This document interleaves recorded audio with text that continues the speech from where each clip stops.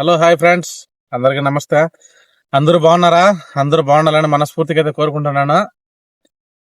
మన ఛానల్ని సబ్స్క్రైబ్ చేయండి, లైక్ చేయండి, షేర్ చేయండి, కామెంట్ చేయండి, కొంచెం సపోర్ట్ చేయండి. మన ఛానల్ని కొత్త కొత్త కంటెంట్లతో మీ ముందుకు అయితే వస్తున్నాము. ఆ కంటెంట్ మీకు నచ్చినట్లయితే సబ్స్క్రైబ్ చేయండి, మమ్మల్ని కొంచెం సపోర్ట్ చేయండి. మీ సపోర్టే మా బలం. ఈరోజు విశేషం ఏంటంటే పైకి ఎగిరే గాలిపటాలు. చాలా మంది విలేజ్లలో సంక్రాంతి పండుగ వచ్చేసింది కదా, హడావిడ్లలో సంబరాలలో మునిగి తేలుతా ఉంటారు ప్రజలైతే. ఆ సంబరాల్లో మితి మీరకూడదు. ఎందుకు చెప్తున్నానంటే చాలా మంది గాలిపటాలలో వాటికి నైలాన్ దారాలని ఉంటాయి. నైలాన్ దారాలు వాడడం వల్ల చాలా మందికి మెడలు కూడా తెగిపోయే అవకాశం ఉంది. అది మీరు గమనించాలని మనస్ఫూర్తిగా అయితే కోరుకుంటున్నాను. దాంట్లో వచ్చేసి గాజు పెంకులు అవి వాడతారు ఆ నైలాన్ దారాలలో. అది చాలా మంది అవి అయితే బ్యాన్ చేయడం కూడా జరిగింది. కాకపోతే కొన్ని షాపులు అయితే ఇంకా కూడా అమ్ముతున్నారు. కాకపోతే వాటితో చాలా జాగ్రత్త. ఈ దారాలు బైకులలో వెళ్ళేటప్పుడు మాత్రం ఈ దారాలు ఎక్కడుంటాయో కూడా తెలియడం లేదు అసలు. దానికోసం ఈ టవల్స్ అయితే కన్నా ఇలా తీసుకుని ఇలా అయితే కట్టుకుని అయితే ప్రయాణం చేయండి. లేదా హెల్మెట్ అయితే పెట్టుకొని ధరించండి. హెల్మెట్ పెట్టుకొని ప్రయాణం అయితే చేయండి. కొంచెం జాగ్రత్త అయితే పాటించండి. ఈ రోజు ఎందుకు చెప్తున్నానంటే నిన్న గాలివీడు దగ్గర జరిగిన విశేషం. ఒక చిన్న పిల్లవాడు, అబు శుభం తెలియని పసి పిల్లవాడు. ఆ పిల్లవాడు వచ్చేసి గాలిపటం ఎగరవేయగా అక్కడ వచ్చేసి విద్యుత్ స్తంభాలు ఉంటాయి, అక్కడ కరెంట్ వైర్లు కూడా ఉంటాయి. ఆ వైర్ల మీద గాలిపటం పడడము, అక్కడ నుండి విద్యుత్ షాక్ కొట్టడము, ఆ పిల్లోడు మరణించడం కూడా జరిగిపోయింది.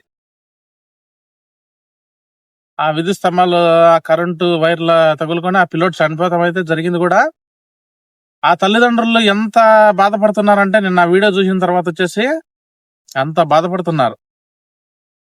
మీ పిల్లలకి మీరు ఇచ్చే సలహా ఏంటంటే కొంచెం జాగ్రత్త అయితే వహించడని చెప్పండి. చిన్నపిల్లలు ఆటలాడడం అయితే కన్నా ఖచ్చితంగా అయితే ఉంటుంది. వాళ్ళ ఆటలు, వాళ్ళ సరదాలు, పండగ కాబట్టి ప్రతి ఒక్క పిల్లోళ్ళు వాళ్ళ ఆటలు అయితే ఉంటాయి కాబట్టి కొంచెం అయితే జాగ్రత్త వహించండి. మన పిల్లలు ఎక్కడికి వెళ్తున్నారు, ఏం చేస్తున్నారు అని చెప్పని తల్లిదండ్రులు అయితే కొంచెం అయితే పట్టించుకోండి ఆ పిల్లల్ని. ఆ పిల్లోడు నిన్నైతే చనిపోయాడు కదా, ఇప్పుడు ఆ పిల్లోడు మళ్ళీ తిరిగి వస్తాడా? రాడు కదా. ప్రాణము ఒక్కసారి పోయిందంటే మళ్ళీ తిరిగి రాదు, అందరికీ తెలిసిన విషయమే. దీనిపైన కూడా పోలీస్ శాఖ వారు గాని చాలా మంది మీకు వీడియోలలో కూడా చూపిస్తున్నారు. తెలుసు కూడా మరి ఎందుకు తప్పు చేస్తున్నారు? తల్లిదండ్రులు ఆలోచించండి, కొంచెమైనా కానీ ఆలోచన చేయండి. ఎందుకు తప్పులు చేస్తున్నారు? పిల్లలు కొంచెము మనం భయం కూడా పెట్టాలి పిల్లలకి.